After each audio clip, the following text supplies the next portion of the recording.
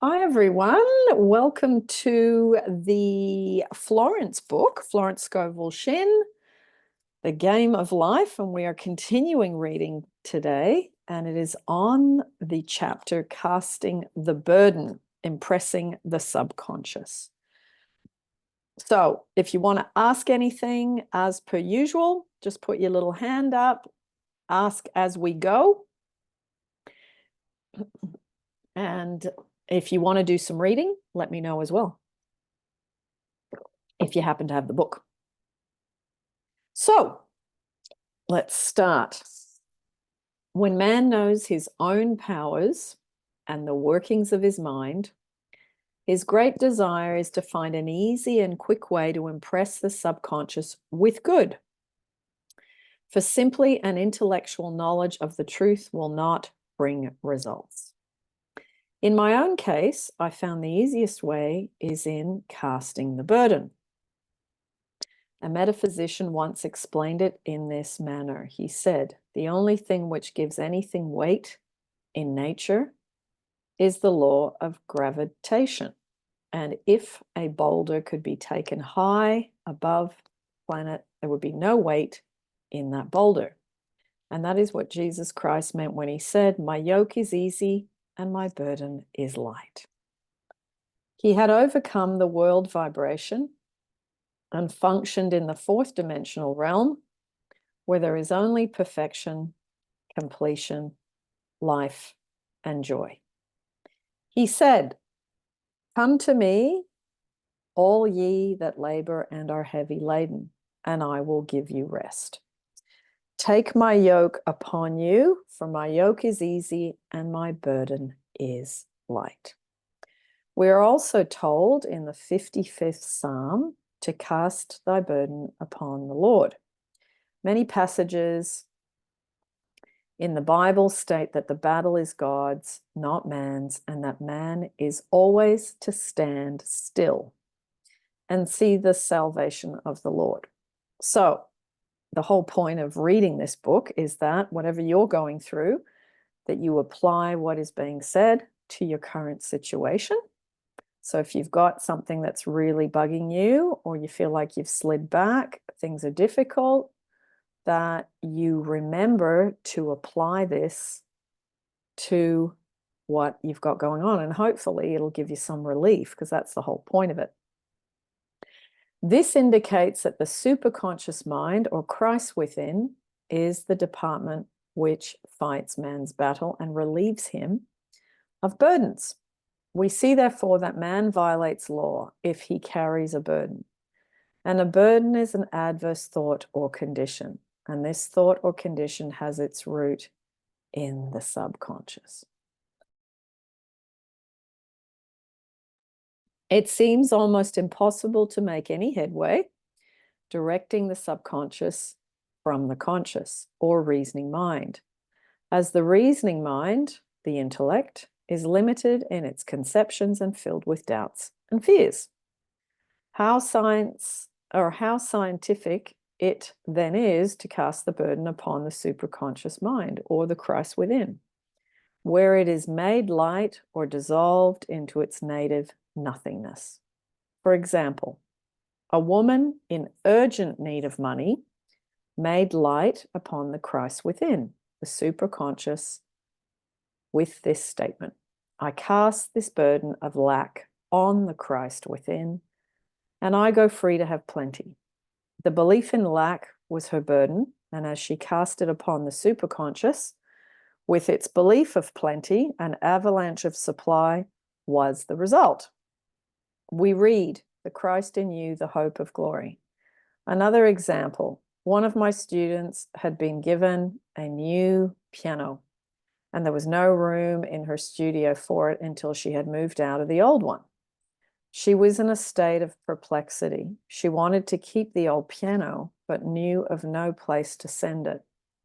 She became desperate, as the new piano was to be sent immediately. In fact, it was on its way with no place to put it. She said it came to her to repeat, "I cast this burden on the Christ within, and I go free." A few moments later, her phone rang, and a woman asked if she might rent her old piano and it was moved out a few minutes before the new one arrived. I knew a woman whose burden was resentment. She said, I cast the burden of resentment on the Christ within, and I go free to be loving, harmonious, and happy. The almighty superconscious flooded the subconscious with love, and her whole life changed. For years, resentment had held her in a state of torment and imprisoned her soul, the subconscious mind. The statement should be made over and over, and sometimes for hours at a time, silently or audibly, with quietness but determination. I have often compared it to winding up a victrola. We must wind ourselves up with the spoken word. I've noticed in casting the burden, after a little while, one seems to see clearly. It is impossible to have clear vision while in the throes of carnal mind. Doubt and fear poison the mind and body, and imagination runs riot, attracting disaster and disease. In steadily repeating the affirmation, I cast this burden on the Christ within and go free, the vision clears, and with it a feeling of relief, and sooner or later comes the manifestation of good, be it health, happiness, or supply. One of my students once asked me to explain the darkness before the dawn. I referred in a preceding chapter to the fact that often before the big demonstration, everything seems to go wrong, and deep depression clouds the consciousness. It means that out of the subconscious are rising the doubts and fears of the ages. These old derelicts of the subconscious rise to the surface to be put out. It is then that man should clap his cymbals like Jehoshaphat and give thanks that he is saved, even though he seems surrounded by the enemy, the situation of lack or disease. The student continued, how long must one remain in the dark? And I replied, until one can see in the dark, and casting the burden enables one to see in the dark. In order to impress the subconscious, active faith is always essential. Faith without works is dead. In these chapters, I have endeavored to bring out this point. Jesus Christ showed active faith when he commanded the multitude to sit down on the ground before he gave thanks for the loaves and the fishes. I will give another example showing how necessary this step is. In fact, active faith is the bridge over which man passes to his promised land. I'm going to read that again because that little bit's important. In fact, active faith is the bridge over which man passes to his promised land. So when you are in fear and doubt, you stay stuck where you are, and it requires effort of the mind to focus on faith, to give thanks in advance, and that pulls you out of your old state, which is doubt, fear. Through misunderstanding, a woman had been separated from her husband, whom she loved deeply. He refused all offers of reconciliation and would not communicate with her in any way. Coming into the knowledge of spiritual law, she denied the appearance of separation. She made this statement, there is no separation in divine mind. Therefore, I cannot be separated from the love and companionship which are mine by divine right. She showed active faith by arranging a place for him at the table every day, thereby impressing the subconscious with a picture of his return. Over a year passed, but she never wavered, and one day he walked in. The subconscious is often impressed through music. Music has a fourth dimensional quality, releases the soul from imprisonment.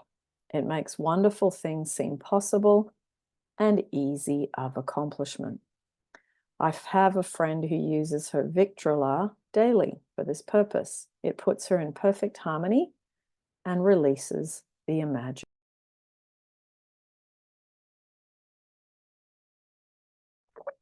Another woman often dances while making her affirmations. The rhythm and harmony of music and motion carry her words forth with tremendous power. The student must remember also not to despise the day of small things. Invariably, before a demonstration come signs of land. Before Columbus reached America, he saw birds and twigs which showed him land was near. So it is with a demonstration, but often the student mistakes it for the demonstration itself and is disappointed. For example, a woman had spoken the word for a set of dishes. Not long afterwards, a friend gave her a dish which was old and cracked. She came to me and said, "Well, I asked for a set of dishes and all I got was a cracked plate." I replied, "The plate was only signs of land. It shows your dishes are coming. Look upon it as a birds and seaweed." And not long afterwards, the dishes came. Continually making believe impresses the subconscious. If one makes believe he's rich and makes believe he's successful, due time he will reap. Children are always making believe, and except ye be converted and become as little children, you shall not enter the kingdom of. For example, I know a woman who was very poor, but no one could make her feel poor. She earned a small amount of money from rich friends who constantly reminded her of her poverty and to be careful and saving, regardless of their admonitions.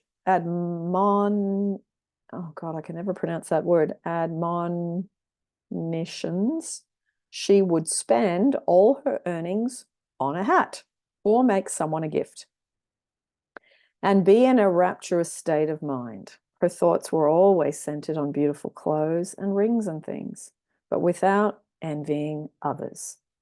She lived in the world of the wondrous, and only riches seemed real to her. Before long, she married a rich man, and the rings and things became visible. I do not know whether the man was the divine selection, but opulence had to manifest in her life, as she had imagined only opulence. There is no peace or happiness for man until he has erased all fear from the subconscious.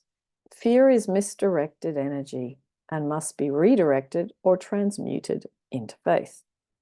Jesus Christ said, "We are ye fearful? No, why are ye fearful, O ye of little faith? All things are possible to him that believeth." I am asked so often by my students, how can I get rid of fear? I reply, by walking up to the thing you are afraid of. The lion takes its fierceness from your fear. Walk up to the lion and he will disappear. Run away and he runs after you. I have shown in previous chapters how the line of lack disappeared when the individual spent money fearlessly, showing faith that God was his supply and therefore unfailing. Many of my students have come out of the bondage of poverty and are now bountifully supplied through losing all fear of letting money go out. The subconscious is impressed with the truth that God is the giver and the gift. Therefore, as one is one with the giver, he is one with the gift. A splendid statement is, I now thank God the giver for God the gift. Man has so long separated himself from his good and his supply through thoughts of separation and lack, and that sometimes it takes dynamite to dislodge these false ideas from the subconscious, and the dynamite is a big situation. We see in the foregoing illustration how the individual was freed from his bondage by showing fearlessness. Man should watch himself hourly to detect if his motive for action is fear or faith. I'm going to read that again. Man should watch himself hourly to detect if his motive for action is fear or faith. So that's more inspired action. If you feel faith and you're inspired, then that's the right action. If the fear is underneath your action, then that is not the way to go. Choose ye this day whom we shall serve, fear or faith. Perhaps one's fear is of personality, then do not avoid the people feared. Be willing to meet them cheerfully, and they will either prove golden links in the chain of one's good or disappear harmoniously from one's pathway. Perhaps one's fear is of disease or germs. Then one should be fearless and undisturbed in a germ-laden situation, and he would be immune. One can only contract germs while vibrating at the same rate as the germ.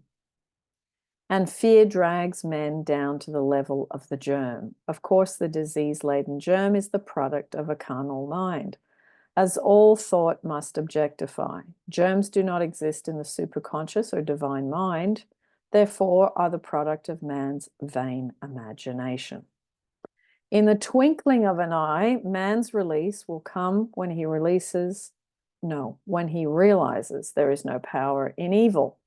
The material world will fade away, and the fourth dimensional world, the world of the wondrous, will swing into manifestation. And I saw a new heaven and a new earth, and there shall be no more death, neither sorrow nor crying, neither shall there be any more pain, for the former things are passed away. So I cast the burden. That chapter is done. Elaine, go ahead.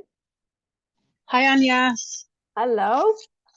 So of course I'm going to go back to that, the woman who thought that there is no separation in divine mind, therefore it cannot be separated from the love and companionship which are mine by divine right. Okay, so I don't know if I should ask, I'm going to try not to put my situation into it and just ask a very general question. How would you can put your situation into it if it makes it easier to explain. Are you sure? Okay. Yes, of course. So I know I spoke to you through our email exchange. I think, and I'm gonna email you again in a few days. But so obviously I got into this because of my SP, much like everybody else. Yeah. And the last exchange I had with her, I am embarrassed to say this, and I know it's being recorded, but I asked her, and it was inspired. I meditated on it, and it felt very right. And I asked her, I said, "Is your life better without me in it?" She didn't respond, but she did say, like, please stop reaching out to me. And my response to that was absolutely, you have no worries. I won't reach out ever again. Like, don't worry about it. I still feel like this is my divine partner, but that's what I feel like. And I guess the question would be, how would I know? Would it ever, like, I'm feeling that, but how do I know if this situation is something worth waiting for? I'm 43. In a couple of months, or am I wasting time hoping for this person to come back into my life by showing this act of faith in the big love that I feel like we shared? Okay. Yeah. It is a big exhale, isn't it?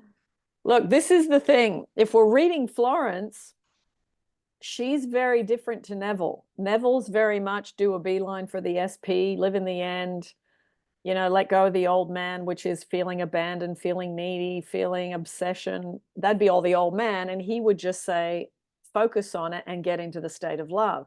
Florence, on the other hand, she's very much into praying for the divine design. However, when you look back at the story that we just read, that woman wanted her specific husband back.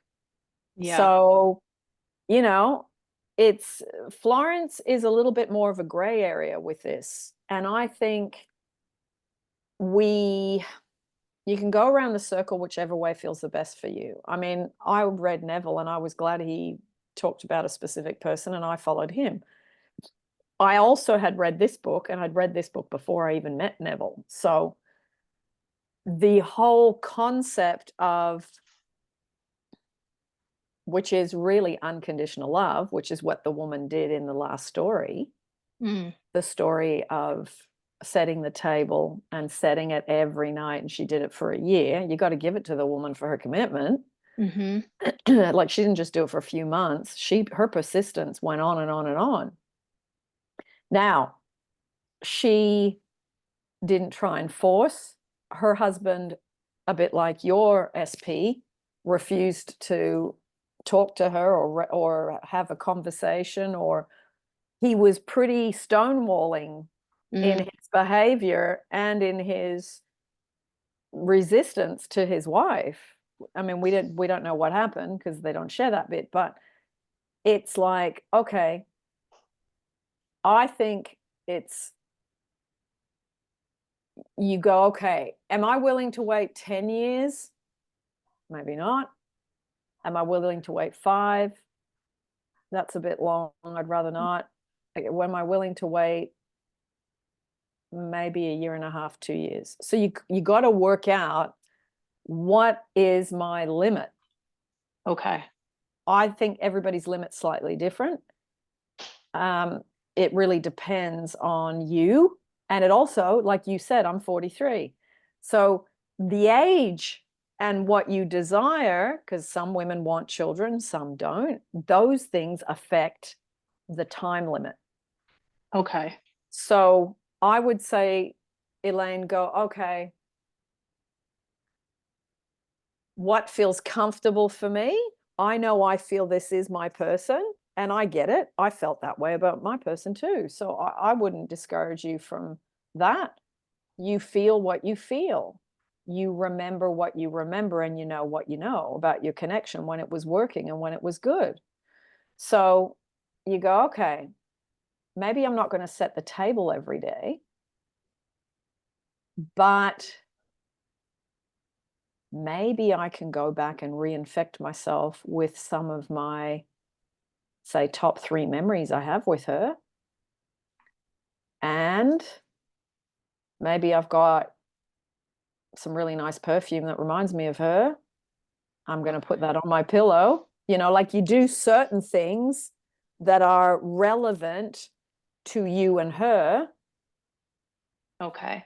And Can then I, you go, yeah, go ahead. sorry, Agnes, I don't mean to interrupt you. And No, I no. don't remember if I said this in one of our email exchanges. I think my biggest fear with that, I would assume those are imaginal acts. If I'm sitting down and I'm having dinner, I see her next to me in my imagination doing that. I think my biggest fear is any other relationship that I've ever been in. And I've been in, my fiance before her, I was with him for 10 years. And when that ended, I knew it was done. I wanted it to be done. I grieved it and I moved on.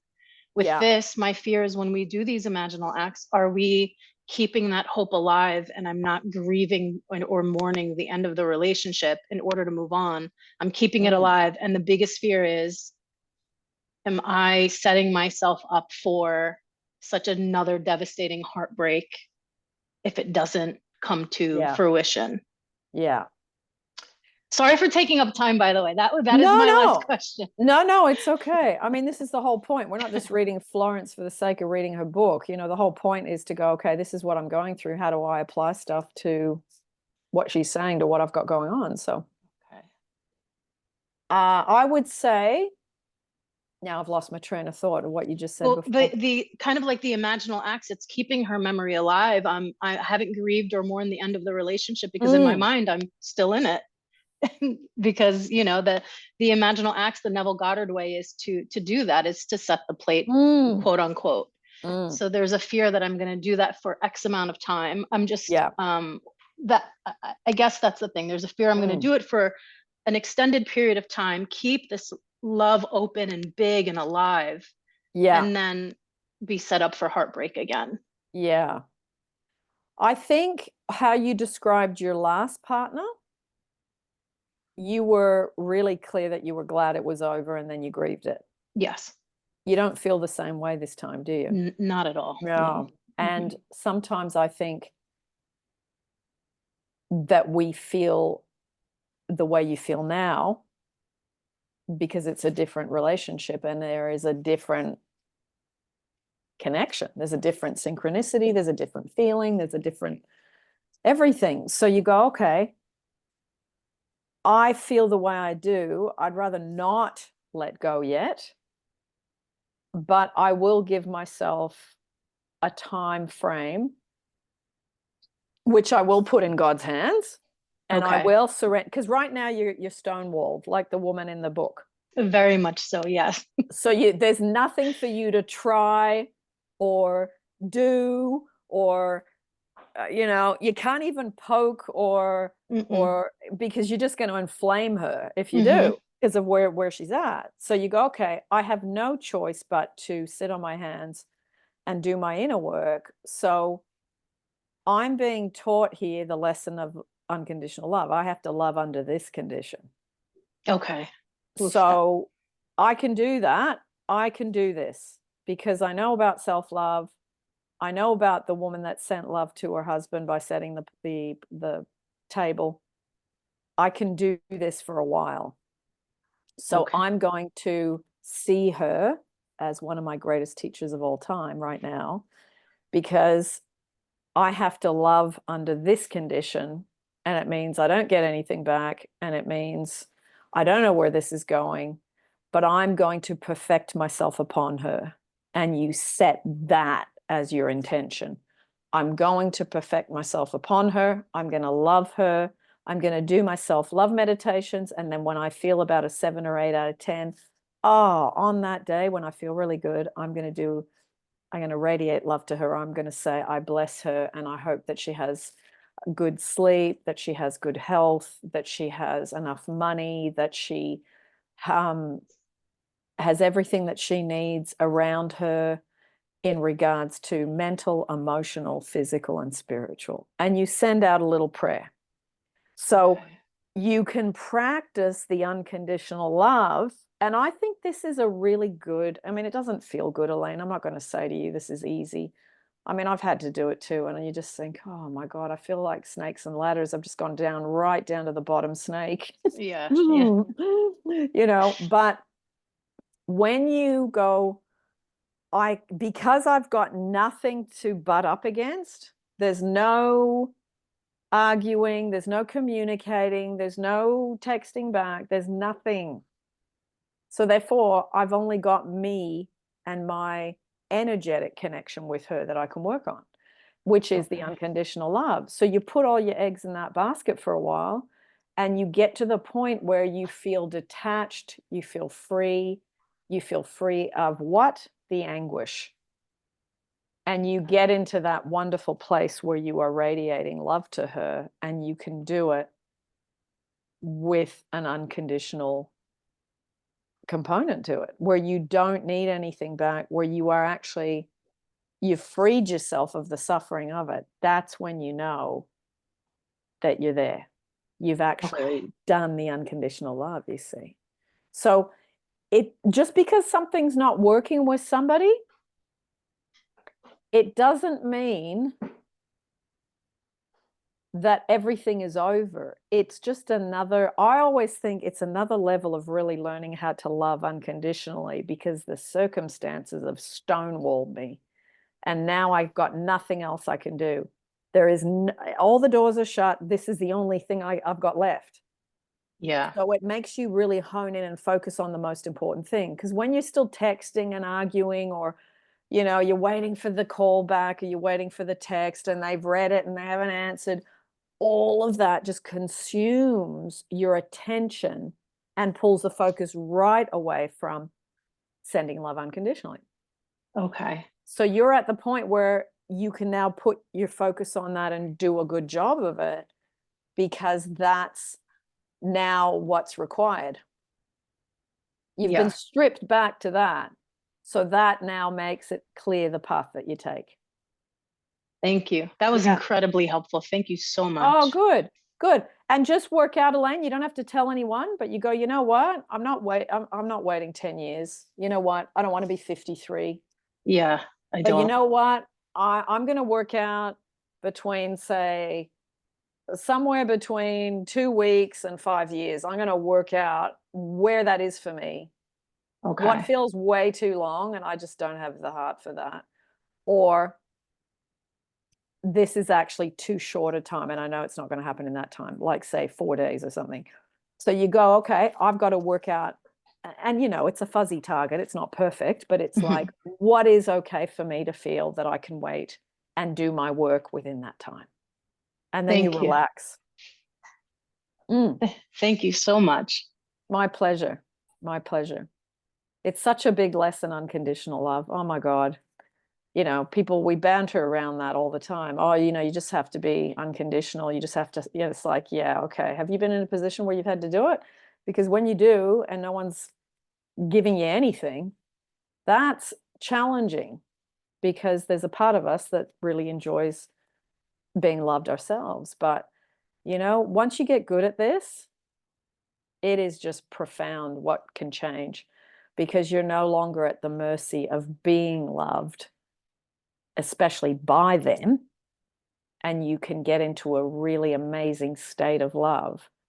And then that energy changes between you and the other person, because you've actually gone from child parent love or codependent love or limerence or whatever love level you're at to something much more spiritually evolved and much more rewarding when two people come together, because there's not this, I need you, I'm dependent, I'm addicted, I need this. It's all that stuff that, you know, we all work through the levels in relationships. So this could be a really good time, Elaine. Could be a really good time.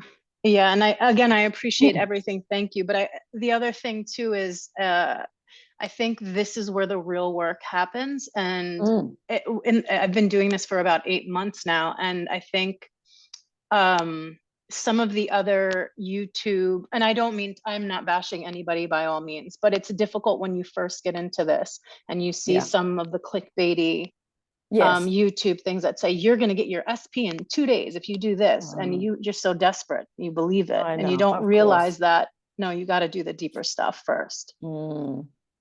Thank you again. You know what I think about that now, Elaine? I never thought about it at the time, but because it's so much more challenging for you guys now, because there's so much stuff on YouTube from, you know, traditional psychology, psychiatry, therapy, then it goes into the more metaphysical stuff, then it goes into dating coaches.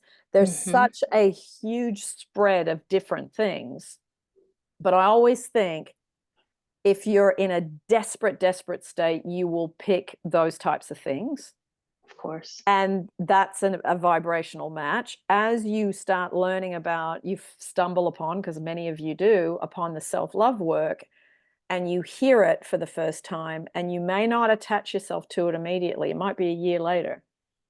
But somewhere along the line, you will realize how important the self-love is. And then you will watch different people. And it's like you move through different levels of who you get attracted to in regards to learning. And that's really interesting, because it's all energetic, vibrational matches. YouTuber to person watching, coach to person watching, you know, it's all it's like we match where we are. And the better you are at your self-love and the better you are at understanding where love comes from, the better quality of YouTuber you will find, coach you will find, therapist you will find, and your relationship also will match you there. So it's all matching all the time. Okay. Thank you again. Yeah, no problem. So now we're going to read the topic of love, the chapter of love. This is a really nice chapter. Every man on this planet is taking his initiation in love. A new commandment I give unto you, that ye love one another. Ouspensky stated in Tertium Organum that love is a cosmic phenomenon and opens to man the fourth dimensional world, the world of the wondrous. Real love is selfless and free from fear. It pours itself out upon the object of its affection without demanding any return. Its joy is in the joy of giving. Love is God in manifestation. I love that. That's so simple. Love is God in manifestation and the strongest magnetic force in the universe. It does not need to seek or demand.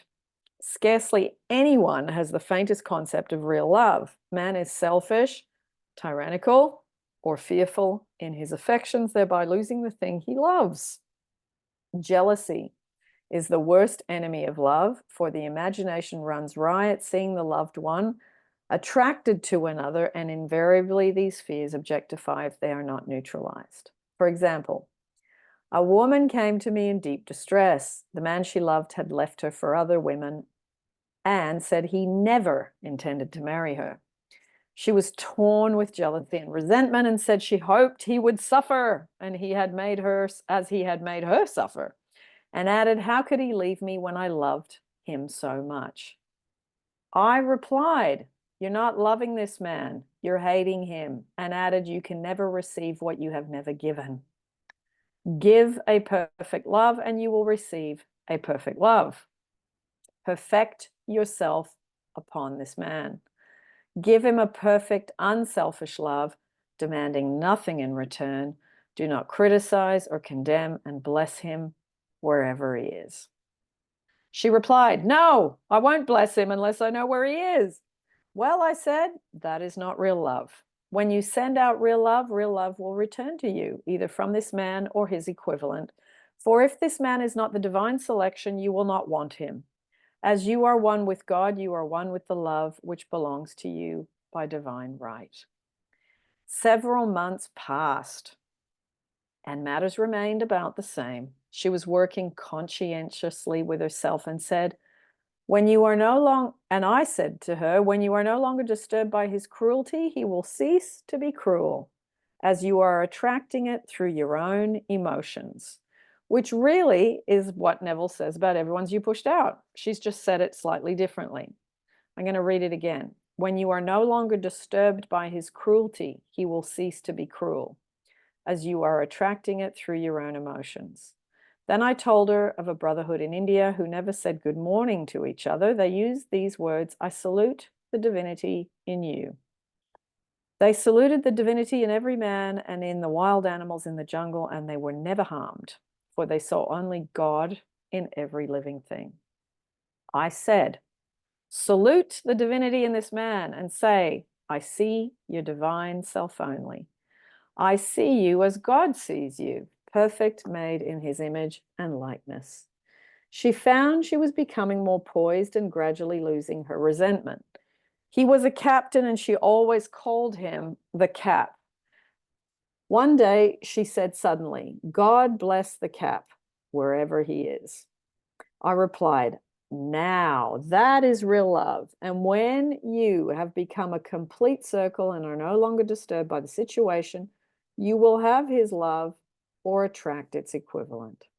I was moving at this time and did not have a telephone, so was out of touch with her for a few weeks. Then one morning I received a letter saying, we are married. At the earliest opportunity, I paid her a call. My first words were, what happened? Oh, she exclaimed, a miracle. One day I woke up and all suffering had ceased.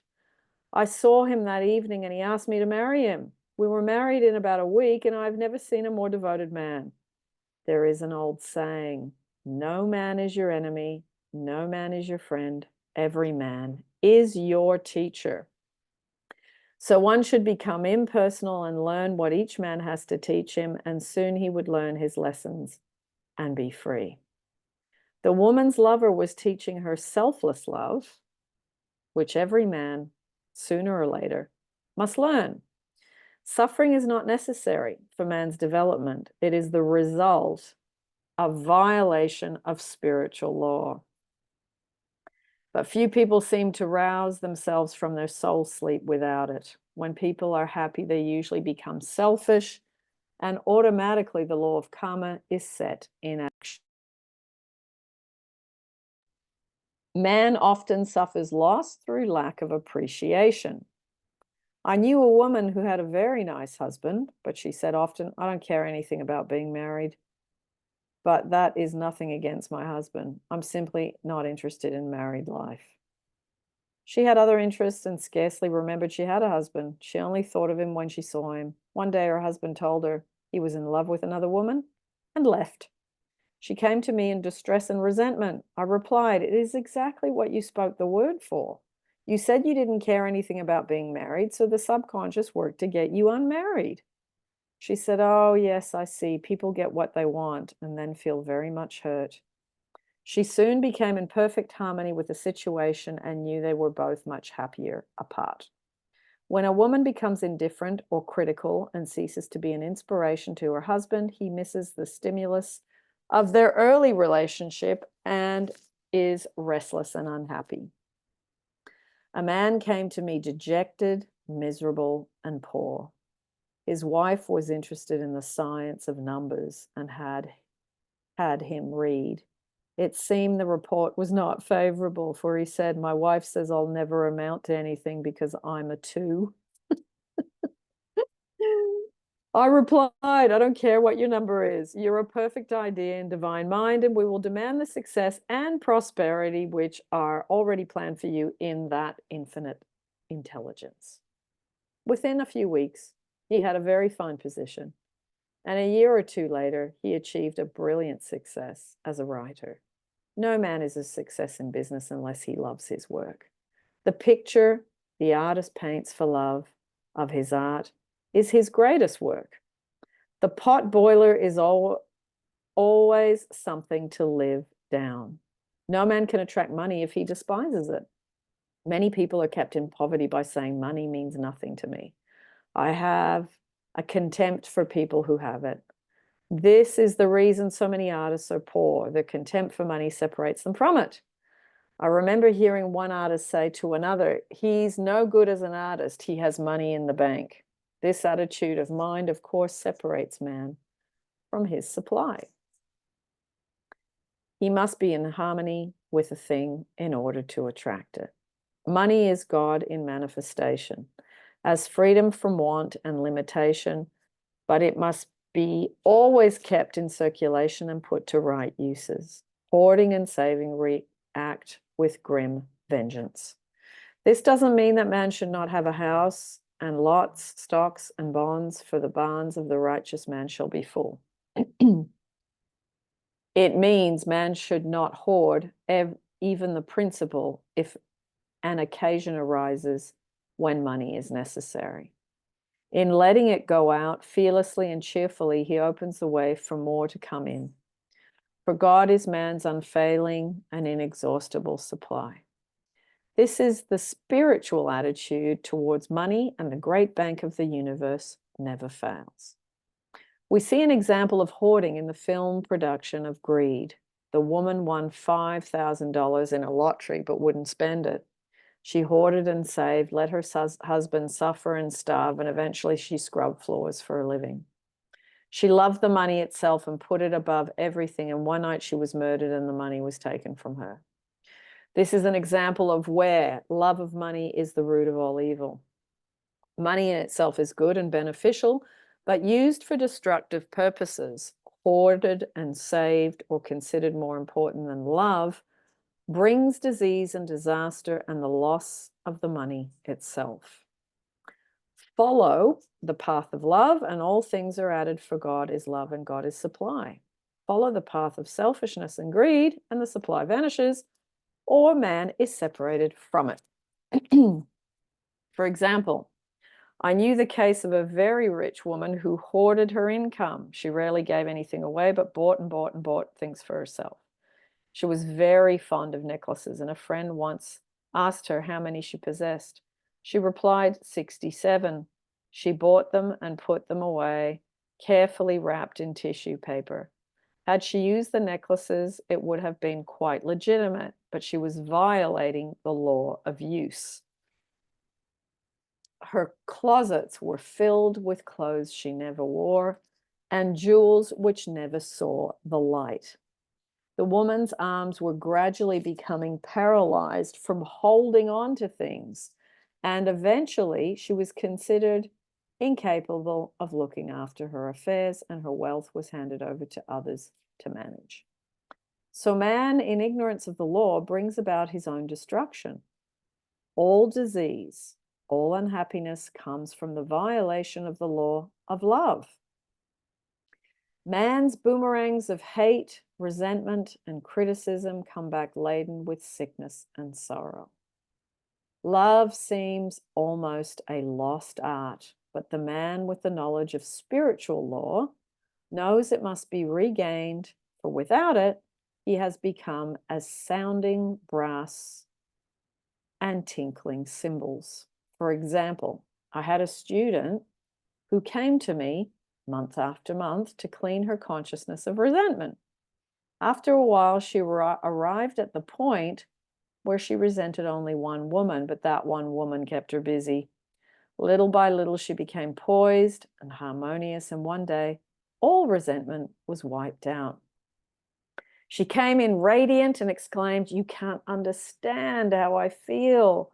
The woman said something to me, and instead of being furious, I was loving and kind, and she apologized and was perfectly lovely to me.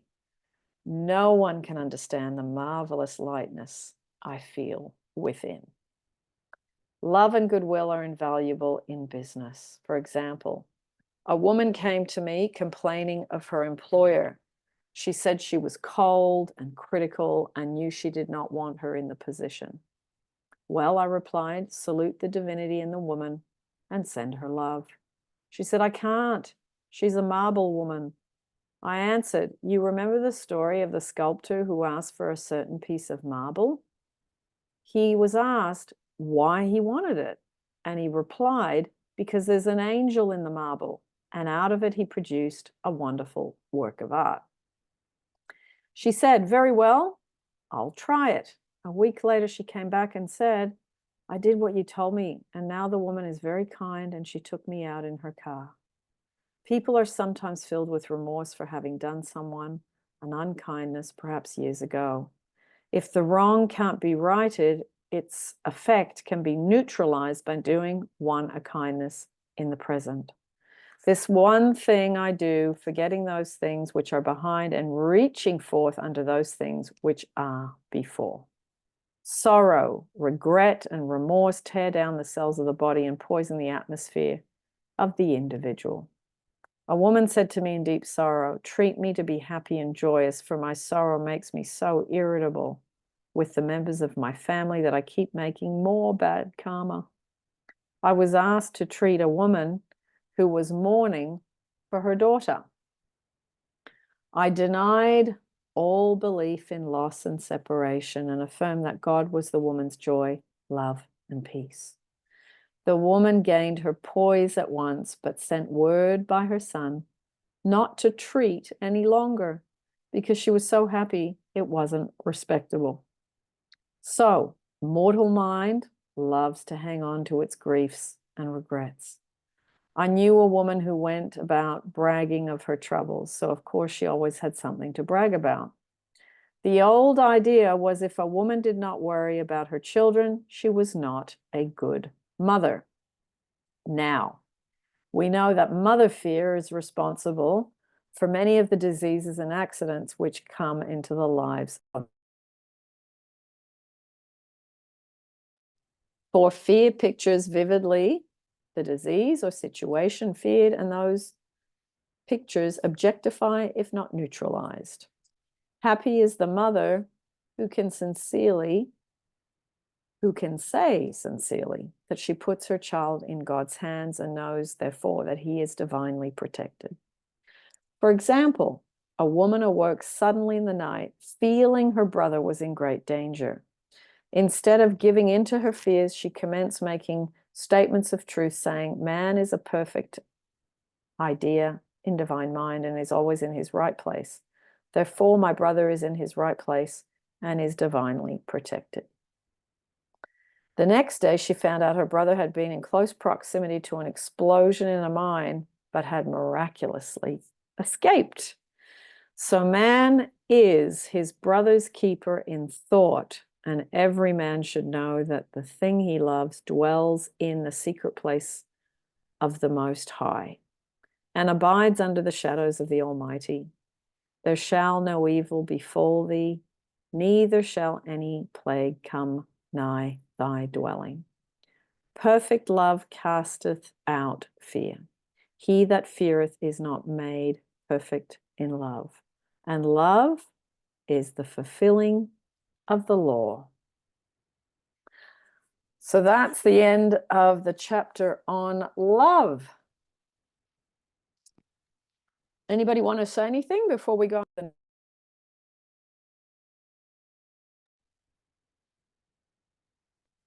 Well, we can start this one. Intuition or guidance. In all thy ways acknowledge him, and he shall direct thy paths. There is nothing too great of accomplishment for the man who knows the power of his word and who follows his intuitive leads. By the word, he starts in action, unseen forces, and can rebuild his body or remold his affairs. It is therefore of the utmost importance to choose the right words and the student carefully select the affirmations he wishes to catapult into the invisible. He knows that God is his supply, that there is a supply for every demand, and that his spoken word releases the supply. Elaine. I just one quick question. When she says students carefully select the affirmation he wishes to catapult into the invisible, the thing that comes to mind is thought transmission. I just was wondering what your thoughts were on that, and if you believe in thought transmission.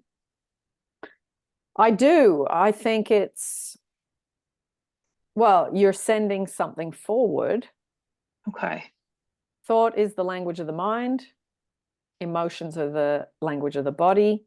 You are sending something forward, and the recipient then receives it and decides what to do. So you may send something to your lady, using that as an example, and she may not go, oh, Elaine just sent me a message to call her. It might be that, oh, she sees something, it reminds her of you, and then she decides, you know what? I might give Elaine a call. So I don't think it's like a direct, like you've totally said, do this, and then they robotically do that. Okay. I do think sometimes, and I know I've had this in my life, where I've said certain, I'm just trying to think of an example, where I've said something about, like in a relationship, you know, let's go out and have a wonderful time together. So I was trying to do affirmations that were for the benefit of both people, rather than do this for me, do this for me, do this for me. I was, okay, so it wasn't call me, you know, let's go out. It was more, how do I word this so it's good for them and it's good for me? So it was like, okay, let's go out and have a wonderful meal together. And then the person 2 days later would contact me and say, hey, do you want to go to that Thai place that we really enjoyed? Oh, so the wording's not exactly the same, but the end result is they got the message. Wow. Okay. Yeah. So thought transmission, I think, is very interesting to play around with. Okay. I guess I was always under the impression that when you select these affirmations or you think these thoughts, it's more for you to feel better about the circumstance than thought. I guess it's hard for me to wrap my mind around that. Like thought transmission actually being a thing. Yeah. So, okay. Yeah. Thank you again. I'll tell you a quick little story. There was, I saw this years ago. There was a woman, she was teaching a class, and she said, we're going to practice sending thoughts so that you can see how this works. So what she did was she had, like, say it wasn't a Zoom meeting, but say it was so that you could see it up on the screen, because you could, but it was done through like a university. So she had, say they were in England, she had a Zoom meeting set up in Finland, and then she had another Zoom meeting set up in Ireland. So she's in one place, and the two meetings where there's all these people, and there's a room full of about 50 people in both of those meetings. What she did was she said, okay, as a group, we're going to radiate love to group in Ireland, and we're going to radiate bad thoughts to the group in Finland. So they did it in a block of, say, 30 minutes. Now, neither of the groups knew what she was doing. She was just, there was obviously a facilitator in both countries. But the idea was that they would try and see what that audience or that group of people said after the 30 minutes. And what was fascinating was the group that was in Ireland, and they had radiated joy and love and good thoughts to that group. Those people, then they asked them, how do you feel? And they said, yeah, we feel happy. And they used very similar words. I feel happy. I feel like, I'm in a state of wanting to have fun. I'm playful. And the group that was in Finland, they were saying things like, we're depressed. We don't feel good. I feel really negative. I feel anxious. So they used the exercise to see if you could send energy and thoughts to another country. And it was really fascinating to see, because neither country and neither group of people in each country knew what was being sent. It's so fascinating. And I know. the more that I do get into this, and I don't mean to mention Neville again, but it is kind of buying that pearl of great price. Like, you do have to just believe almost in. Well, I don't think you can believe straight away, but if you test it out, And then you see, then you believe. so and again, I'm so sorry if I'm hijacking the conversation, but I No, did go in the ahead. very beginning when I started, I read Florence years and years ago, but then when I read Neville, he mentions like envisioning climbing up a ladder. So I said, okay, I'm going to try this out. I'm going to send a thought to my cousin in California, and I never have done anything like this. And I said, I'm going to just say, hey, send me a gift. And I swear to you, not even a week later, she calls me up. She's like, hey, what's your address? I'd love to send you a gift. I swear to you. And I was like, wait a minute. And then I was like, that was going to happen anyway. That wasn't me. That was just coincidence. And then I do find myself kind of excusing these things for like, they were just going to happen anyway. I don't have the control that I think that I have, or I But don't the know. thing is, if you tried it with your cousin, then you go, okay, I excuse that one as coincidence. Let me try another 3 before Christmas. And let me document what I'm actually thought transmitting, who to, what day I start it, and let me just do it for 5 minutes a day, and let's see what happens. See, that exercise that I showed you that I told you about with the people, they did the same kind of thing with, again, but it was 2 different locations, 2 other countries, and it was a room full of plants, like a greenhouse. They sent love, they sent radiated, that they were growing, that they were thriving, that they were just doing so well. And then they sent, you guys, you're going to die. You're not in good shape. You're not flourishing. Your seeds won't sprout. They killed off all the plants in that second greenhouse. And the first greenhouse was thriving. So you go, thought transmission is a powerful thing, and it works. It doesn't matter whether it's people or plants. It's the power of sending thought forward. Energy doesn't stay stagnant, it moves. So you can send it as far as you want, that you can actually believe, you know, I mean, sending it to the moon or to another galaxy, who knows? You could probably do that too if you knew what that looked like. But you can practice with your cousin. You can practice with your specific person. You can practice by sending something, you know, even to just a friend that lives 4 streets away. Practice and see what, and you can play around with things. Like you just said, let's send a gift, but you could also do, okay, let me see if, you know, this person that stonewalled me, let me see if they could change their mind. Let's see if I imagine them saying, you know what, I've been thinking about things and I'd really like to try again, and that we have a good vibe between us, and that we're on the same page, and that we don't fight anymore, or that we don't whatever, and that it's for the highest good of both people. So you can try it with different things. Try it with physical things, try it with conversations, try it with, you know, whatever it is that you want to practice with. Okay. I remember, Thank you. Elaine, This is so beautiful. All of yeah, this it's stuff so is so interesting. beautiful. It's so interesting. I mean, I remember once I had, this was a small thing, but it was a very specific thing. I bought this t-shirt in a shop in London and I loved it. And I thought, damn, I knew I should have bought another one. Should have bought one in another color. Anyway, 3 days later, because I was walking a lot, it was summer.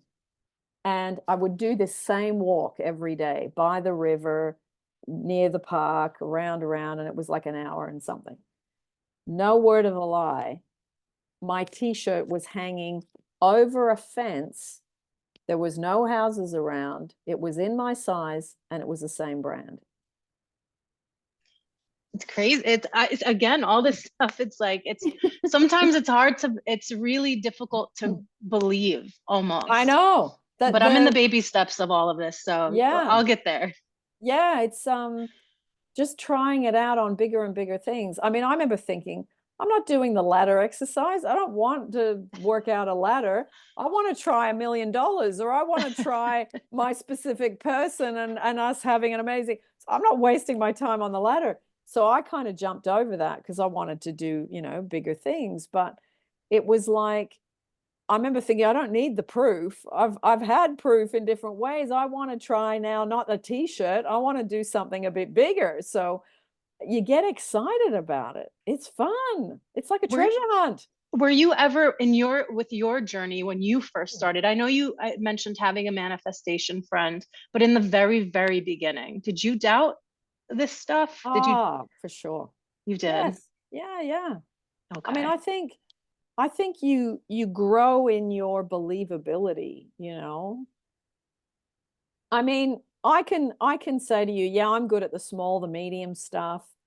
And then there's something I haven't manifested yet that might be much bigger. And I think, well, I know it works for small and medium. And I think, yeah, but can you pull this off? I still have that. Do you think you can pull this off? And it's like, well, let's try. You know, there's still the do you think you can pull that off? Well, I don't know. Let's try. So the other part of me that knows that I've done small and medium and some big things, you know, because my being where I am right now, sitting in this flat, is a manifestation. And you know, being with my specific person 13 years, and you know, I travel back and forth and I work remotely. All that stuff had to dovetail together. I had to believe in so many things. I thought my head was going to explode. I thought, how am I going to pull this off? There's too many moving parts. Mm, But I'm here today to tell you that's my I would project myself to walk around London. I'd go on Google Earth and have a little look around, and I'd end up, you know, doing it again and again and again till it became, my believability got stronger. wow. Okay. Yeah.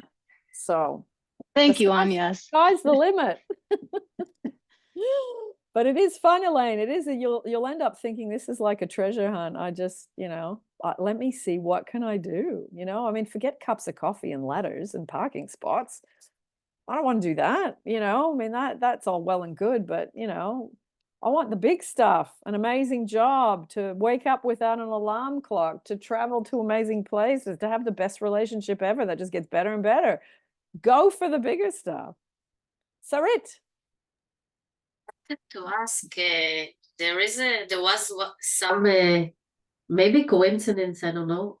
2 days ago, I looked in the WhatsApp group, and they say some student shared something philosophical. The energy is not stagnant; is always moving. Then I heard you said that. Yeah, there you go. Thought transmission. Yeah. Thought transmission. There's there's a book by Neville, Prayer, the Art of Believing. It's not a very thick book, but that's, I think, the main book he talks about thought transmission. So if you're interested to go down that rabbit hole, I mean, it is a really interesting topic. I'd forgotten about it, but yes, you guys bringing it up today has reminded me, so that's good. All right. Yeah. Well, everybody, to be continued. I will see you next weekend. Bear with me this week. My partner and I we both have our birthdays, and we're both taking off and surprising each other. So I'm going to be taking about 3 days off. So there might be a little bit of delay with me uploading this week. But I will do my best to get it to you as soon as possible. Okay. Lots of love. Happy birthday. And thank you very much. Thank you very much. Bye, everybody. Bye, everyone. See you next week. Thank you. Thank you.